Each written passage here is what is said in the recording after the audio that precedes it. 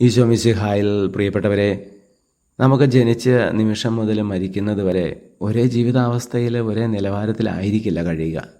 ചിലരൊക്കെ ദാരിദ്ര്യത്തിൽ ജനിക്കുന്നു, പിന്നീട് സമ്പന്നരാകുന്നു.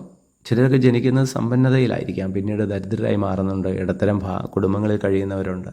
ജീവിതത്തിൽ എപ്പോഴും സന്തോഷം മാത്രമല്ലല്ലോ, ദുഃഖവും ഉണ്ടാകും.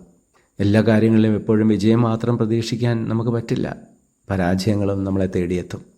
എല്ലാവരും നമ്മളെ സപ്പോർട്ട് ചെയ്ത് കൂടെ ഉണ്ടാകുമെന്ന് കരുതാനാവില്ല. കുറേ പേരൊക്കെ നമ്മളെ തള്ളിപ്പറഞ്ഞെന്ന് വരാം, നാം ഒറ്റപ്പെട്ടെന്ന് വരാം. സ്നേഹിക്കുന്നവരെപ്പോഴും നമ്മുടെ കൂടെ ഉണ്ടാവില്ലല്ലോ. കുറേ പേരൊക്കെ നമ്മളെ മരിച്ച് നമ്മളിൽ നിന്ന് അകന്നു പോകും. പ്രിയപ്പെട്ടവരെ, ഈ അവസ്ഥകളിലൊക്കെ എല്ലാം സമഭാവനയോടെ കാണാൻ, പക്വതയോടെ ജീവിതത്തെ നേരിടാൻ ഒരു വ്യക്തിക്ക് സാധിച്ചാൽ അതാണ് ജീവിതത്തിലെ ഏറ്റവും വലിയ വിജയം. അതിന് മാനുഷികമായ ശക്തി കൊണ്ട് പരിപൂർണമായിട്ട് നമുക്കത് സാധിക്കില്ല.